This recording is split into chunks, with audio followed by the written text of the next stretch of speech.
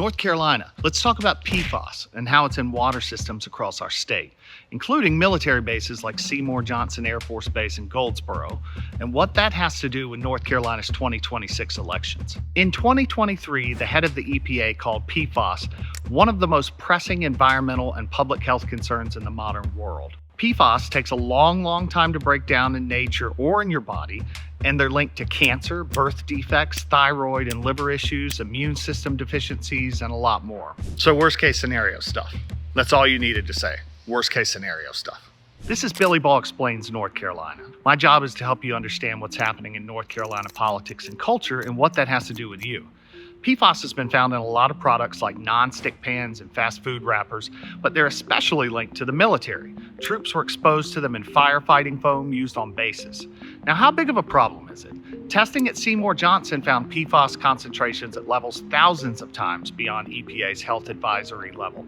The Biden administration and Democrats took some heat for not moving fast enough on PFAS, but they developed a long-awaited plan to set a federal limit on these chemicals beginning in 2027. But in the space of a few months, all that got shelved by the federal government, which went from treating PFAS as a public health emergency to treating it like something they'll get to, maybe someday. Who knows? Like an oil change or a haircut. What changed? Presidential administrations, of course. Many parts of the federal government are undergoing big budget cuts this year under President Trump. Because of that, Defense Secretary Pete Hegseth has, quote, quietly delayed the cleanup at Seymour Johnson by 5 years, according to the New York Times. Pete Hegseth reminds me of Buzz Lightyear. I don't mean that in a good way. Like, for real, he thinks he's a space ranger. This isn't just a problem at Seymour Johnson, of course. PFAS has been estimated to be in nearly half of the nation's water supply, according to the U.S. Geological Survey. You don't have to be a tree hugger to want to drink water and not die. I literally do it every day. Expect this to be a big point in the upcoming U.S. Senate race, too, because if the pressure to make a change is going to come from anywhere in the next 4 years, it's likely going to have to come from Congress. The leading Republican candidate for the Senate, Michael Whatley, doesn't have a clear position on PFAS, but if you look at his record, I don't think folks are going to be too optimistic.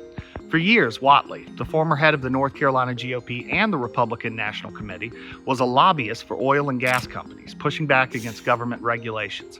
It doesn't really track that he'd do that and be a crusader for regulating and cleaning up PFAS, right? Unless he has a soap opera twin who's the opposite of him. He's also not likely to put much space between himself and the Trump administration. Whatley's been an enthusiastic supporter of the president's administration, and earlier this year called Elon Musk and Doge's budget cuts, quote, vital. Whatley isn't the only candidate you need to check up on, of course. Take a look at all of the candidates who will be on the ballot in 2026 and find out where they stand on this issue. You rarely get to say without hyperbole that some candidates are taking a position that would actively poison you, but that's not far-fetched when it comes to PFAS. Ugh.